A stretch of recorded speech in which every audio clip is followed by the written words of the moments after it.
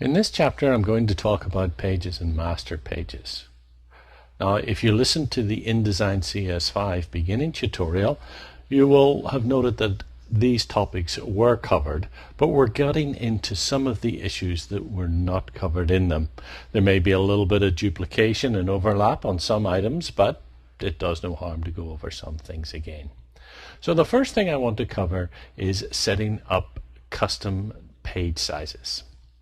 Now, if we want to create a new document, we go to File and New Document like that.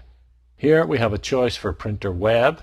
We're going to be dealing with print stuff for the time being. We get into web stuff later on in this tutorial.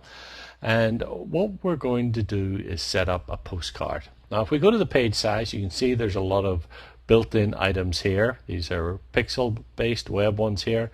Over here are European sizes, standard US sizes. But if we want something that's not there, you can just go ahead and type it in. So we'll do a 4x6 postcard. I'll do 6x4, so it'll be wide. And notice that as soon as I tab over there, it goes into landscape mode because the width always comes first, and as the width is higher, it's set. We're not going to have any columns in this. Well, you always have one column, I guess. So we'll just have the one column, then we can set the margins. We'll set them all at 0.125. A good size there. And I'm going to click on more options because we're going to bleed this. So we'll put 1/8 of an inch, 0.125 here, like that.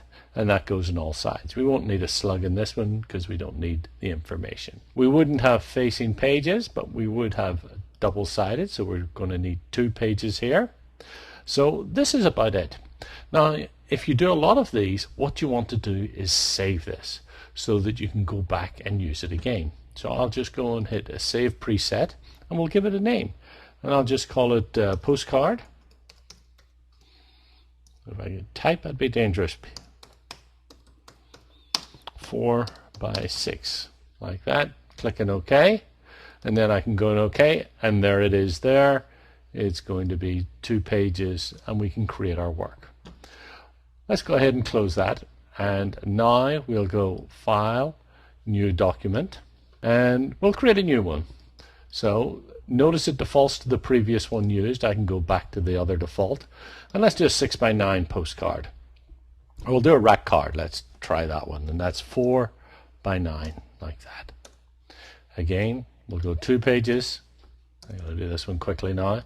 Margins, 0.25, probably a better margin for something like this anyway, and 0.125, like that for our bleed. We'll save the preset and we'll call it rack card.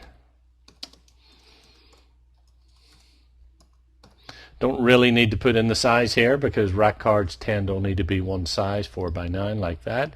Clicking OK, and there we have the rack card done. Scroll down, second page.